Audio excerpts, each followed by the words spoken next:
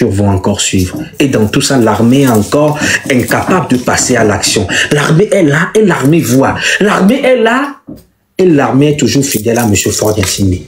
L'armée est là, l'armée voit tout cela. L'armée voit cette problématique venir. Ils savent qu'il y aura énormément d'arrestations au sein de l'armée togolaise. Tout le monde a peur aujourd'hui. Que ce soit les généraux, les colonels. Après l'arrestation de Mme Nyakadé, eux tous, ils ont peur. Parce que ça peut tomber sur tout le monde. Si une personne emprisonne sa propre femme, avec laquelle il a eu 2 enfants, si une personne emprisonne son propre frère, qui était son ministre de la Défense, vous pensez que c'est vous qui ne va pas arrêter?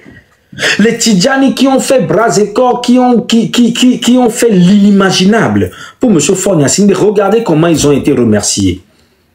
Les Katanga qui ont commis des atrocités, regardez comment ils ont été remerciés.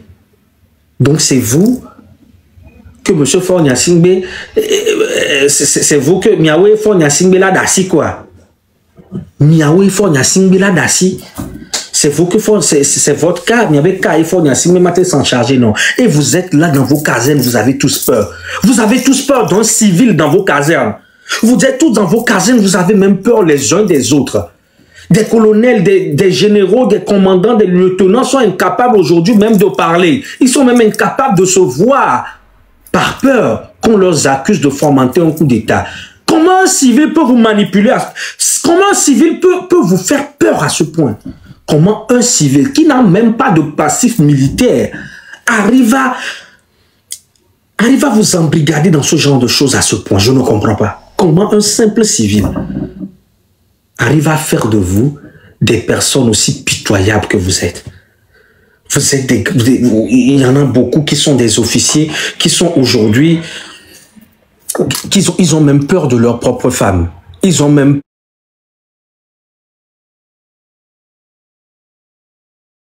peur de colonel, ils ont peur de se voir entre corps armés, entre collègues, pour même manger ou parler. De peur de M. Faure-Gnassingbé, de peur d'être accusé de tentative de déstabilisation. Et ils sont là, ils sont incapables de passer à l'action. Mais nous vous attendons jusqu'à la fin de cette année armée togolaise.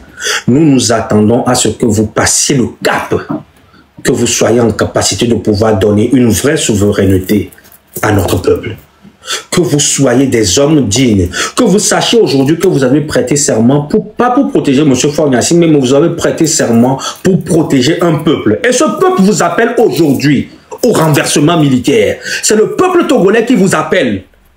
Ce ne sera pas un renversement militaire, ce ne sera pas, par exemple, un coup d'État, excusez-moi, mais ce sera une révolution populaire, ce sera un renversement populaire et acclamé qui sera salué par tous les Togolais. Donc, soldats togolais, l'heure est grave.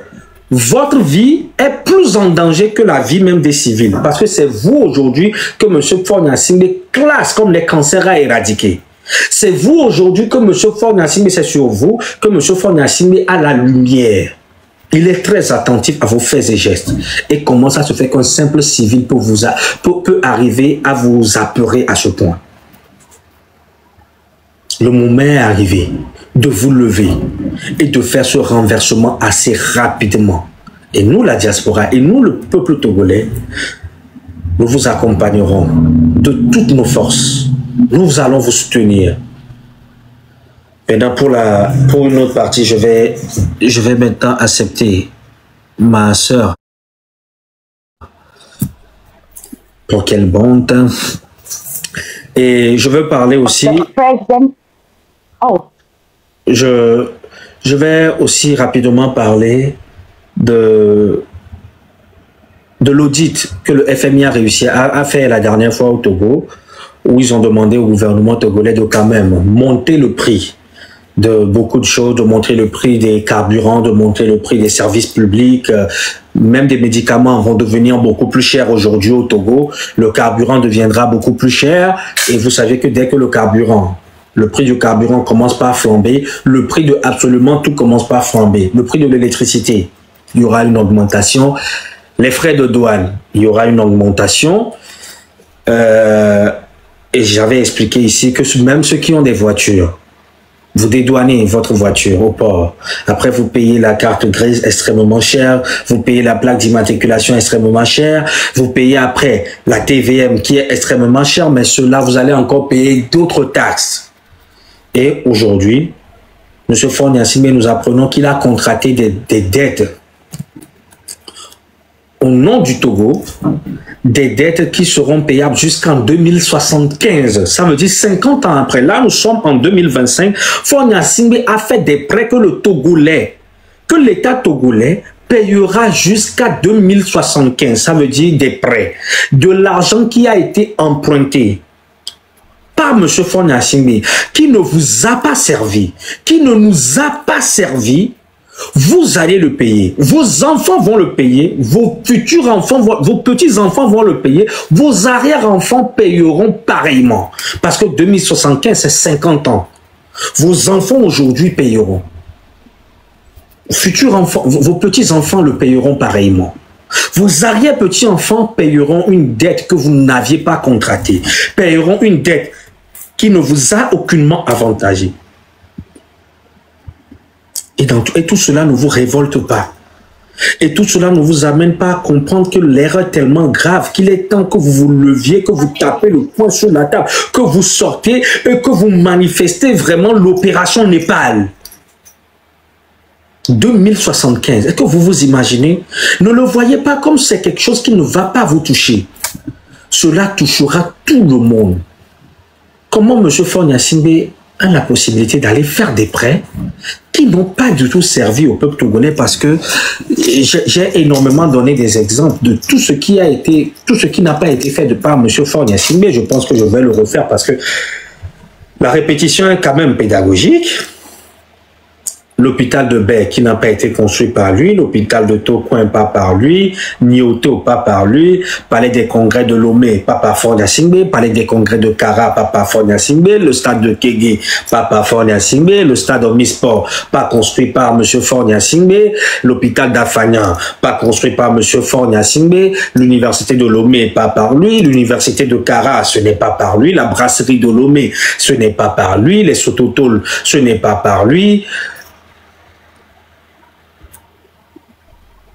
Les Sototol, ce n'est pas par lui. Les Nioto, les sociétés de la zone France, n'ont pas été construites par M. Faure Gnassingbé. Rien de tout ce qui a été fait au Togo n'a pas été fait par lui. La nationale numéro 1 n'a pas été construite par lui. La nationale numéro 2 n'a pas été construite par lui. Simao n'a pas été construite par lui. Wassem. Tu fais mal à la tête quand tu dis ça. Ça m'étonne les mots de tête. Non, ne t'inquiète pas. Wassem n'a pas été construit par lui, Simao n'a pas été construit par lui, la SNPT qui est OTP à l'époque n'a pas été construit par lui. En fait, tout ce qui existe au Togo, M. Faure Gnassingbé en 20 ans n'a réussi à faire rien du tout. Ces 20 ans, il n'a réussi à faire absolument rien. Rien n'a été fait. La brasserie n'a pas été construite. Rien. Ni les universités. Et même ce qu'il est venu trouver, il les a laissés dégrader. L'hôpital de Tokoin qu'il est venu trouver, il est venu trouver l'hôpital de Tokoin. Mais l'hôpital de Tokoin est resté pareil jusqu'à l'hôpital de Tokoin est aujourd'hui en déclin. Le contournement n'a pas été construit par M. Faure Gnassingbé. Même moi, à un moment, je me disais que c'est quand même la seule chose qu'il a pu faire. Le contournement qui passe par Kégué, Paraguay et tout ça. Mais ça n'a pas été construit par lui, ça a été financé par la CEDEAO. C'est la CEDEAO qui l'a financé. Parce qu'il y avait la guerre en Côte d'Ivoire, c'était de l'argent qui ont été versés injectés par la CEDEAO afin de pouvoir avoir une route qui partait du port autonome de Lomé pour pouvoir desservir les pays quand même qui sont des pays enclavés comme le Mali, le Niger, le Burkina et tout ça, parce que la Côte d'Ivoire était en guerre. Et c'est pour ça que vous alliez voir que ça a été le seul chantier au Togo, le contournement. Ça a été le seul chantier au Togo qui a été construit en un temps record, où nous n'avions pas eu de scandale financier, où nous n'avions pas eu des scandales de corruption, où nous n'avions pas eu des scandales de corruption ni de prison, ou ni de... voilà. Et même, à l'époque, je me rappelle, ça a été la seule route que au moment où c'était en construction, même les maisons qui ont été détruites, tout le monde a été dédommagé. Je me suis dit, mais M. Faure Gnassingbé n'est pas aussi humain. M. Faure Gnassingbé ne fait pas les choses aussi clairement. Normalement, tous les projets dans lesquels s'engage M. Faure Gnassingbé, il y a toujours des scandales de corruption tout autour. C'est après que j'ai compris que la CEDEAO était obligée d'envoyer lui-même ses experts pour suivre à la lettre cette route qui devait être construite. C'est la CEDEAO qui l'a financée, mais tellement que la CEDEAO connaît aussi très bien que M. Faure Gnassingbé, c'est un président super glue. Super glue, c'est le nom que Samuel Doe appelait à l'époque à Charles Taylor, du fait que tout l'argent qui passait dans sa main, Charles Taylor était quand même un de ses ministres, tout l'argent qui passait dans sa main était collé dans sa main. Tout ce qui passait dans sa main ne ressortait plus. M. Faure Gnassingbé, tellement c'est un président, tout projet de développement est une bonne aubaine pour lui de détournement. Tous les chefs d'État le connaissent. C'est pour cela que la CEDEAO était obligée d'envoyer elle-même ses experts au Togo pour superviser le travaux du début jusqu'à la fin. Ça veut dire que même aujourd'hui, pour prêter de l'argent au Togo, il faut qu'on soit derrière M. Faure Gnassingbé qu'il ne vole pas. Parce que limite, on dirait c'est un kleptomane. À chaque moment que vous vous tournez un peu, il sera capable de voler toujours. Monsieur Faure Gnassingbé, combien vous n'aviez pas volé? Vous seul, vous êtes dans les trafics de drogue, vous êtes dans des trafics d'armes à feu, c'est vous vendez des pays parce que voilà, vous êtes des receleurs d'armes à feu, les pays sous embargo que les nations occidentaux ne peuvent pas, à qui les nations occidentaux ne peuvent pas vendre des armes à feu, c'est au Togo qu'ils le vendent et c'est le Togo qui revend ses armes à feu après. Vous êtes dans toutes sortes de trafics pendant plus de 60 ans. Une seule famille, vous avez extrêmement volé ce peuple. Vous avez tellement ramené ce pays dans un déclin qui n'est pas possible. Mais comment cela se fait que jusqu'à présent, vous continuez pas à voler? Combien vous alliez manger? Vous aviez des appartements un peu partout au monde dont vous ne profitez même pas. Mais regardez l'hôpital de Tokoin. Vous n'aviez pas honte? Vous n'aviez pas honte, M. Faure Gnassingbé, c'est quand même désolant votre manière de diriger la nation. Nous avions eu tous espoir. Nous nous sommes dit que vous étiez jeune, que vous étiez jeune. Votre père, c'était quand même un analphabète, il ne comprenait pas grand-chose. Donc, parce que vous étiez jeune, vous aviez étudié aux États-Unis, vous aviez quand même un envie de développement, vous aviez étudié aux États-Unis, vous avez côtoyé quand même les bonnes choses. Vous aurez certaines aspirations de développement, vous pourrez instaurer une sorte de démocratie, une sorte de développement, de création d'infrastructures. Mais nous avions compris au final que vous êtes même plus villageois que votre père. Et vous n'aviez même pas honte, vous êtes là, M. Faure Gnassingbé qui est là et qui dit à ses ministres, est-ce que vous voyez les routes au Bénin? Est-ce que c'est au ministre de construire les routes ou c'est à toi? L'argent, les 4 000 milliards de dettes que vous aviez emprunté, M. Faure Gnassingbé, pour construire des routes, où est-ce qu'ils sont passés? 4 000 milliards de dettes sur la tête, sur le dos des Togolais. Où est-ce que cet argent est passé? C'est les ministres qui l'ont pris. Cette dette a été contractée par vous au nom du peuple togolais. Monsieur Patrice Talon aussi a bénéficié des dettes, mais lui, cette dette, on a vu où est-ce que cela est en train d'aller. Plus de 82% des salles de classe au Togo ne répondent pas aux normes de l'UNICEF et de l'UNESCO. Vous entrez vous partez aujourd'hui dans les écoles au Togo, les bancs sont collés.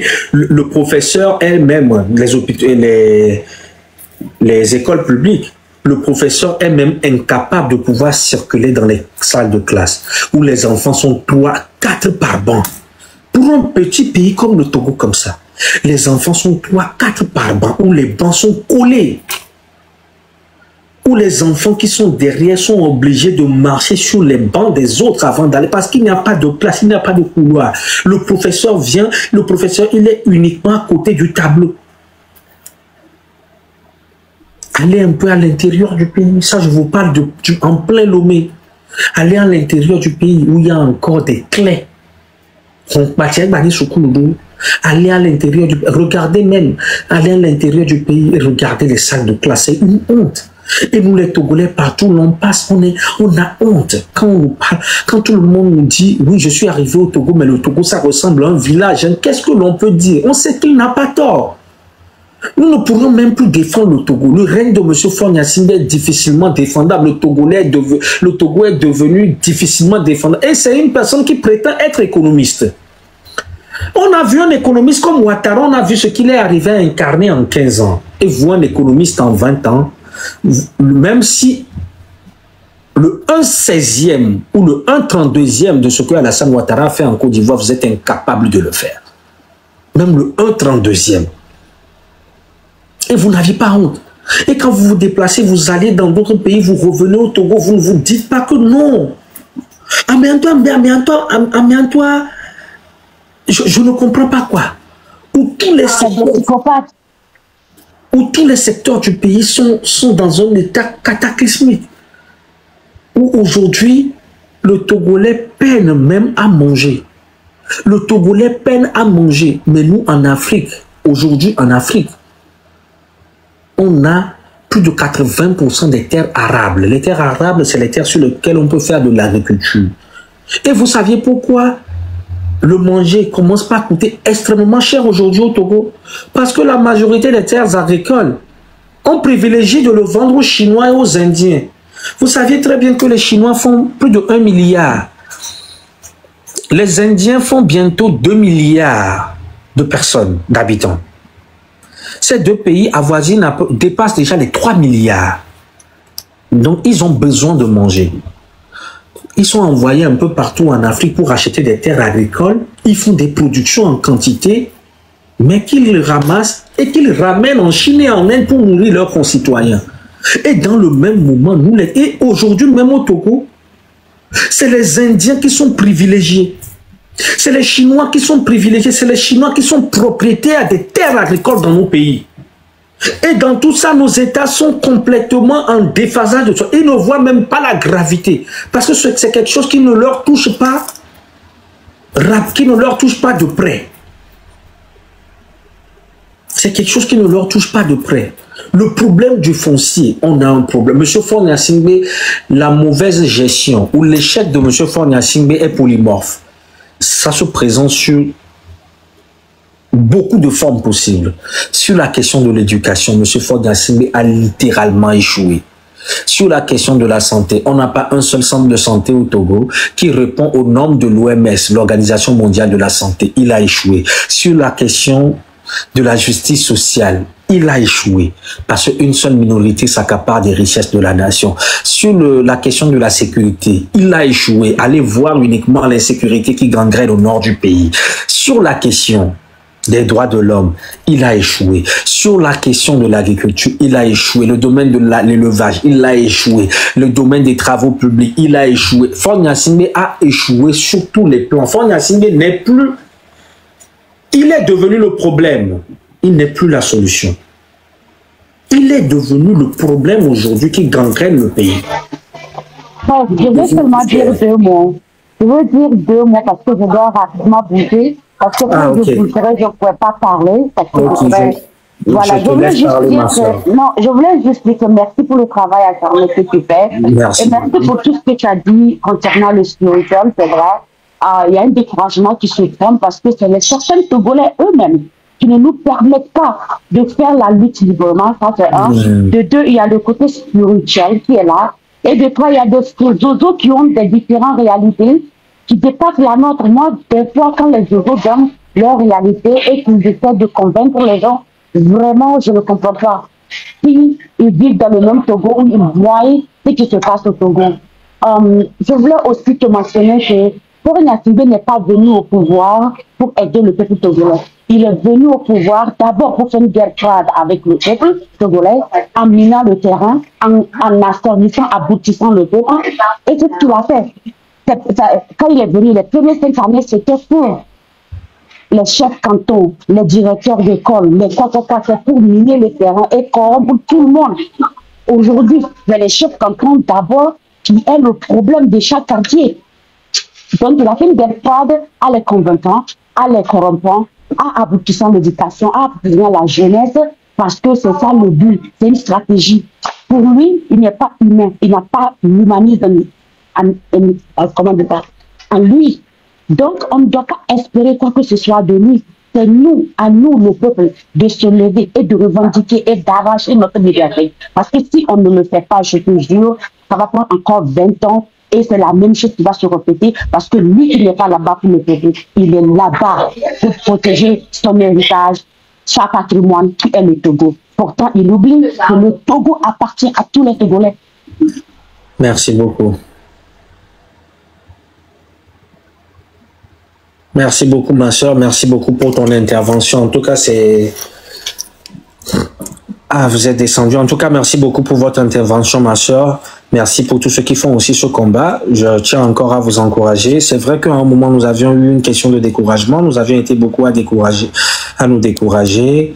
Mais j'avais plus compris que c'était des attaques qui sont orchestrées par ce régime. Mais cela nous motive encore à lui faire cette guerre. Parce qu'il faut que M. Faure Gnassingbé comprenne que tant qu'il ne part pas, nous n'allons pas arrêter cette lutte. Tant qu'il ne part pas, cette lutte ne va pas s'arrêter. Nous allons continuer par le dénoncer jusqu'à sa démission ou jusqu'à son renversement. Mais garde à lui s'il est renversé. Parce que c'est là où il tombera dans l'humiliation la plus absolue. Je préfère encore qu'il démissionne comme un homme et qu'il démissionne comme un homme et qu'il essaie de partir par la grande porte comme Patrice Talon aujourd'hui. Mais s'il s'entête, et c'est ce qui va arriver, à s'accrocher à quelque chose qu'il a déjà laissé, parce que le pouvoir l'a déjà rejeté. S'il s'entête, mais finalement, il y aura un renversement militaire et ce sera la honte pour lui. Et nous, tu seras arrêté, M. Faure Gnassingbé, tu seras jugé, tu iras faire un tour à la prison civile de Lomé, parce que c'est l'endroit dans lequel tu as toujours rempli, c'est là où ton frère a élu domicile depuis 16 ans, c'est là où, c'est la maison de tous les Togolais aujourd'hui qui se dressent contre vous.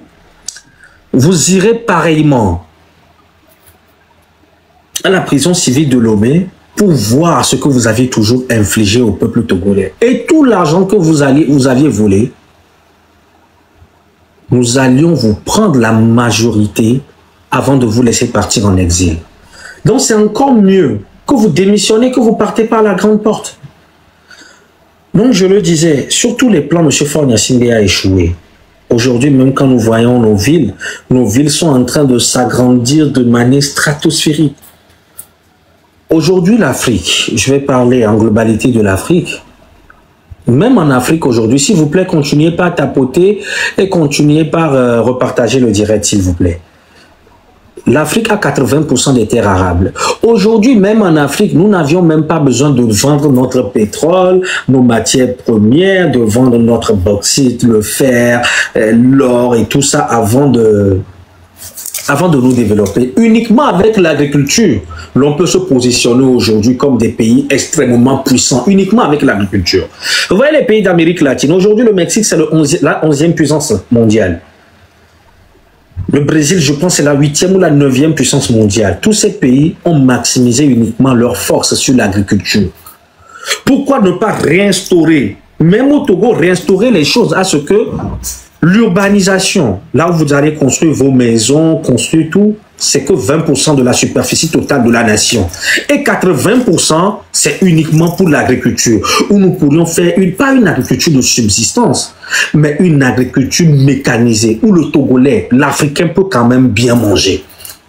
Parce que c'est nous qui avions les terres arabes, les terres les plus fertiles au monde. Mais c'est en Afrique où la nourriture coûte encore le plus cher. C'est en Afrique où les gens souffrent encore de malnutrition, de sous-alimentation. Comment vous pourriez l'expliquer? Là, je vais assez rapidement faire aussi un crochet sur des soi-disant panafricains qui défendent M. Faure Gnassingbé. Si vous pourriez même taguer M. Kémy Séba, Mme Nathalie Yang et tout le reste. Comment vous pourriez l'expliquer? Qu'avec tous les terres arabes que nous avions, l'Africain est celui qui est encore plus confronté à la problématique de la famine, à la problématique de la sous-alimentation, à la problématique de la disette, de la famine, de la malnutrition. Comment vous pourriez m'expliquer? Et il faut comprendre, peuple africain, que la première étape pour la résolution d'un problème, c'est de reconnaître qu'il y a un problème. Donc, nous, les Africains, il faut que nous reconnaissons aussi que nous avions un profond problème. C'est bien d'accuser les Occidentaux. Je ne suis pas en train de les dédouaner. C'est bien d'accuser les Occidentaux. C'est bien d'accuser la France-Afrique. Reconnaissons que la France a quand même eu des parts sombres et ténébreuses dans l'histoire africaine. Condamnable plus que tout. Mais reconnaissons aussi que nous, Africains, nous avions des problèmes très importants. Nous avions des problématiques très, très grandes auxquelles nous sommes confrontés. Sinon, comment vous pourriez m'expliquer aujourd'hui que ici en France, ou même aux États-Unis, la majorité, parce que dans ces pays il fait froid, dans ces pays les terres ne sont pas aussi fertiles, la majorité de leur monde, de ce qu'ils mangent, sont importés de l'Amérique latine. Vous allez, vous qui habitez par exemple en France ou en Europe, vous allez dans les magasins comme les Lidl, vous allez voir les légumes, les bananes, les pois, tout ce qui est légumes. Vous allez voir Costa Rica, vous allez voir de la Colombie, vous allez voir du Mexique, alors que ces pays sont à 14 heures de vol de la France. Nous, nos pays, le Togo, c'est à 6 heures de vol de la France. Nos pays sont à 3 semaines en bateau de l'Europe. Ces pays sont à plus de 2 mois et demi en bateau vers l'Europe. Mais comment vous pourriez m'expliquer que c'est dans ces pays comme le Costa Rica, c'est dans ces pays comme la Colombie, comme le Mexique, que les Européens arrivent à se nourrir? Normalement, nous les Africains, le marché européen, tout ce qui concerne l'alimentation, c'est l'Afrique qui devait normalement exporter. Nous devons même être en capacité de tellement produire pour les nôtres que nous devons être même en capacité d'exporter même un peu partout. Mais ils sont obligés d'importer depuis le Mexique, depuis le Costa Rica, depuis le Panama, depuis le Brésil. Et ceux qui sont en Europe ici, vous allez me donner raison. Vous allez dans les rayons fruits et légumes. La majorité, ça vient de l'Amérique latine parce que les pays sont écrits. Et nous avions des terres arabes, nous avions des terres les plus fertiles qu'elles soient. Nous n'avions même pas des chefs d'État qui pensent pouvoir faire des formations dignes de ce nom à nos jeunes, à motiver nos jeunes à rentrer vraiment dans l'agriculture, à les accompagner de par une banque agricole par exemple, à acheter des tracteurs, à mettre à la disposition des fermiers. Nicaragua et tous ces pays. Alors que regardez, tout est... Ibrahim Traoré est arrivé. En une année, Ibrahim Traoré a réussi quand même à faire un travail monumental. Il a demandé à ce que l'on fasse toutes les cultures possibles sur le sol burkinabé. Et ils se sont rendus compte que même le blé, qu'on nous faisait croire à nous, Africains, que le blé ne pouvait être que produit dans les pays où il fait froid, comme la Russie ou l'Ukraine. Ce qui a même nos chefs d'État étaient dans ce même sophisme. Ce qui a amené même Macky Sall à aller même en Russie pour aller négocier le blé chez M. Vladimir Poutine. On s'est rendu compte que le blé pousse aujourd'hui au Burkina et que le blé pousse aussi au Cameroun. Le blé peut pousser dans tous les pays en Afrique. Mais tellement on nous a raboté la conscience et nous-mêmes on s'est imposé des limites.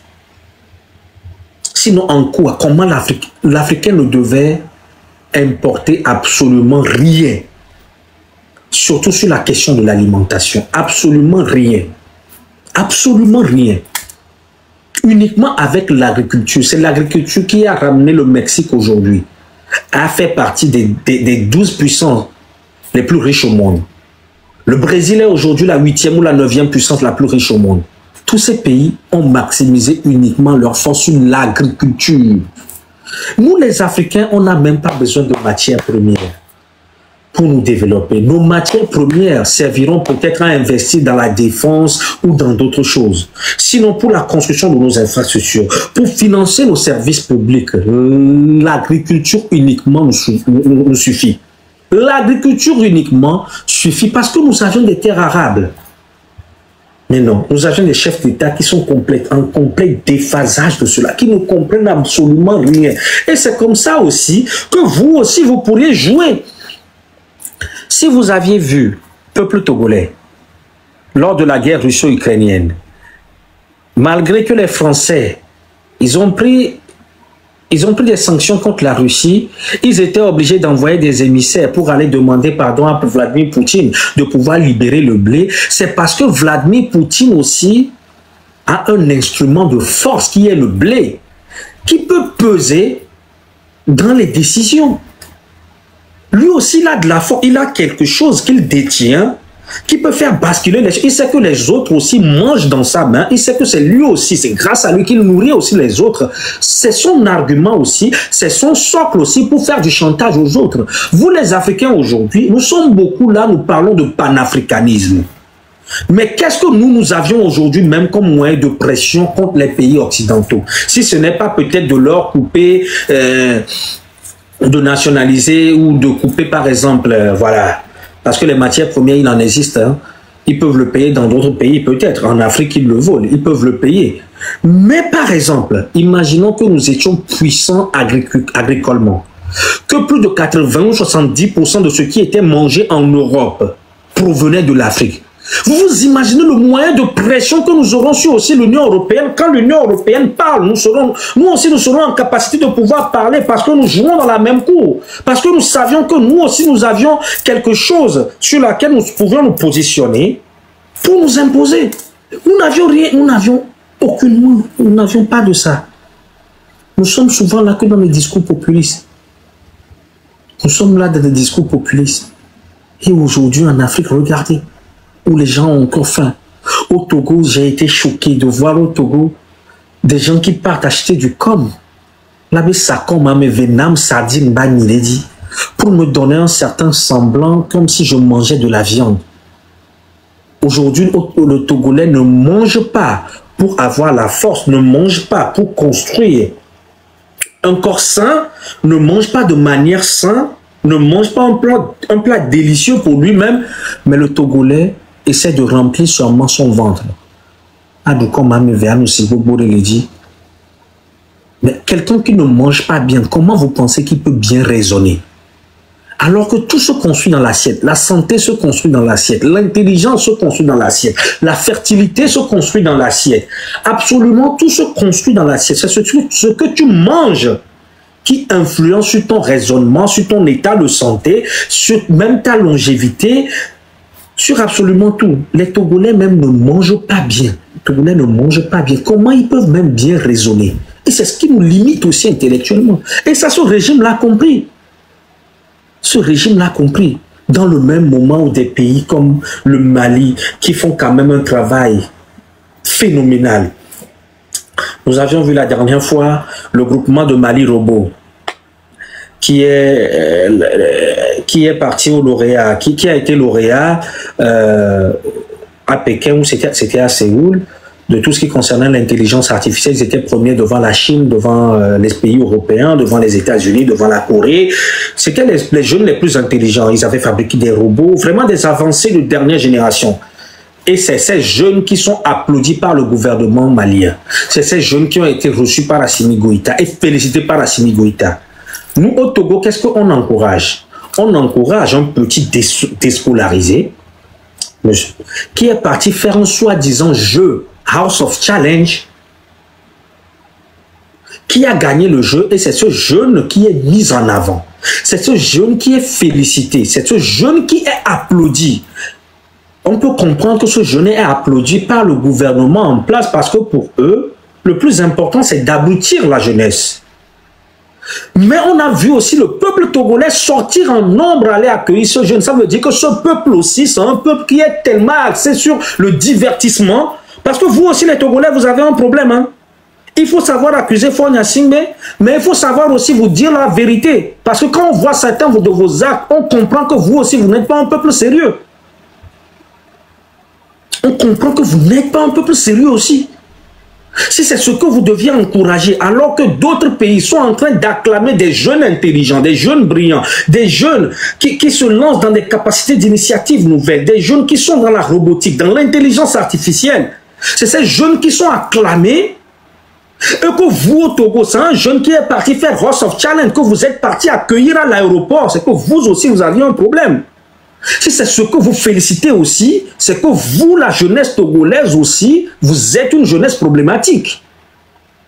Vous êtes aussi une jeunesse problématique. Et c'est ce jeune qui est accueilli par les ministres, qui est félicité par les ministres.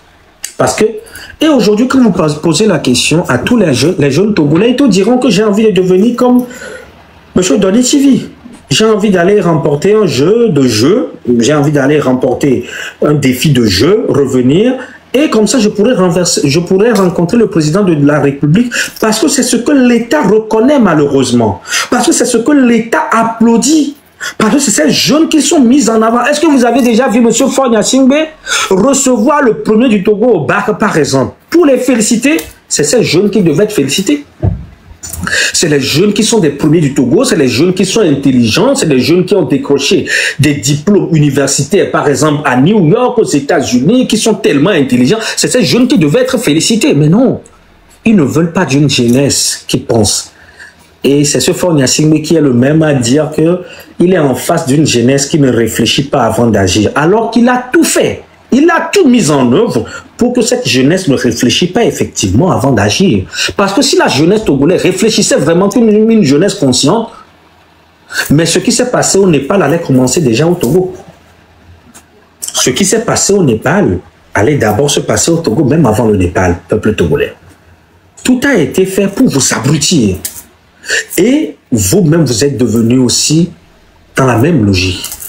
Comment vous pourriez m'expliquer que le gouvernement, lors de Color Run, c'est Color Run, c'est ça, ouais, Run Color ou Color Run, les compagnies téléphoniques se permettaient d'envoyer des messages sur le téléphone de tous les Togolais pour vous dire que c'est à full moon, que le full moon c'était aujourd'hui, qu'il faut sortir.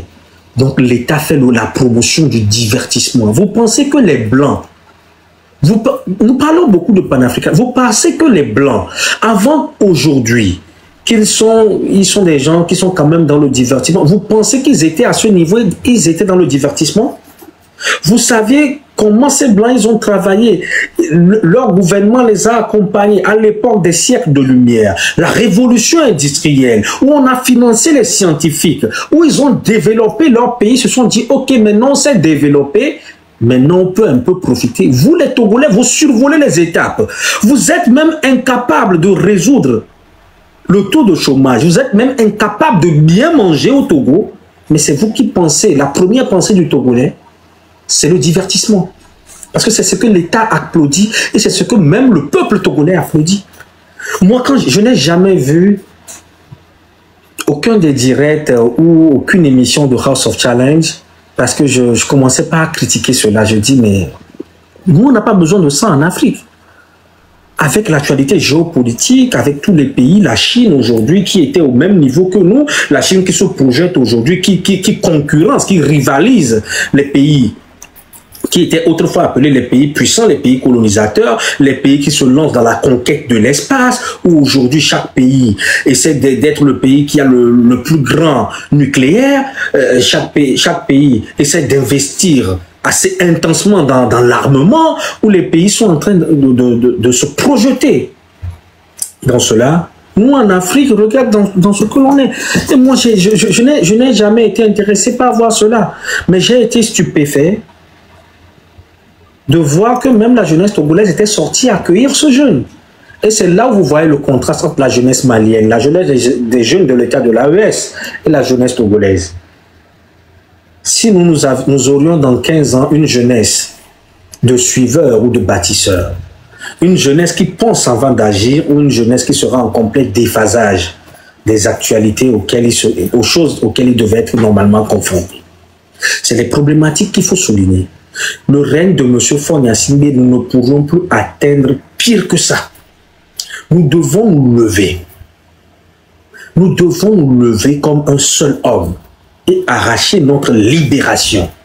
Et cette libération, que l'armée togolaise comprenne qu'elle a sa partition à jouer. S'il vous plaît, peuple togolais, continuez par tapoter, s'il vous plaît. Nous, les Africains, nous sommes encore énormément dans la pagaille. Nous sommes énormément dans la pagaille. Nous sommes énormément dans la pagaille, que ce soit l'Afrique francophone et anglophone. Nous ne sommes pas prêts. Et tout cela doit passer aussi par l'éducation de nos enfants, l'éducation de nos jeunes frères. Sinon, comment dans un pays, c'est un jeune comme Donné TV qui est accueilli à la présidence, qui est félicité par le président de la République, qui est accueilli à la présidence, qui est reçu par des ministres. Comment vous vous imaginez de cela? C'est M. Achikangoro aujourd'hui qui est présenté comme ambassadeur de la jeunesse. Et j'avais vu une scène quand même assez désolante qui m'avait donné envie de pleurer lors de la campagne pour les élections municipales, où il y a un homme qui sortait, qui se disait être un futur maire. Quand j'ai vu cela, je me dis oui, ils étaient vraiment à l'image du parti qu'ils prétendent défendre. Ils sont à l'image de leur parti. Ce monsieur qui se permet de dire que monsieur Achikangoro, qu'on le suive, que c'est un très bon exemple pour la jeunesse.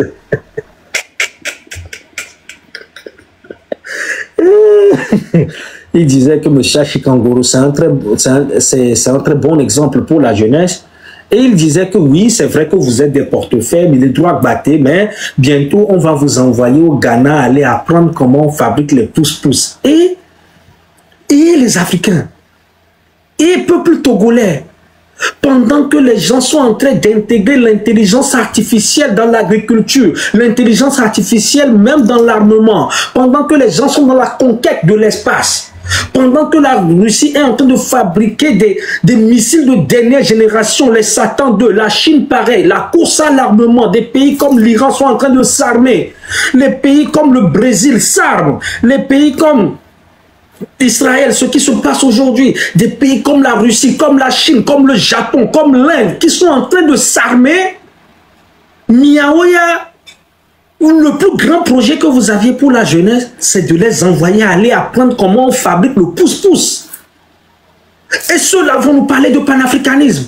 Et M. Faure Gnassingbé se permet de nous parler de panafricanisme.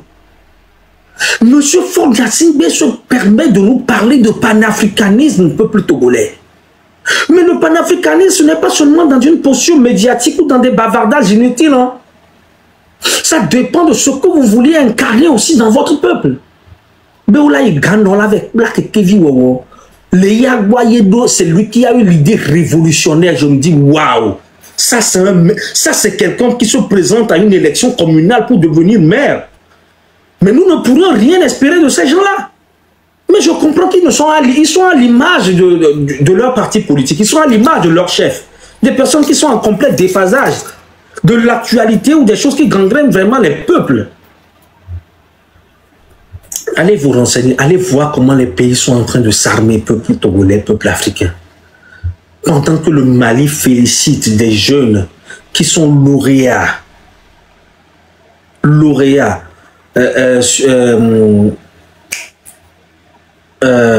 Qui sont lauréats aujourd'hui concernant tout ce qui est en rapport avec l'intelligence artificielle. Vous, miam gang ke miom milawa, yeni bena de vione vet plaque kevi wowo.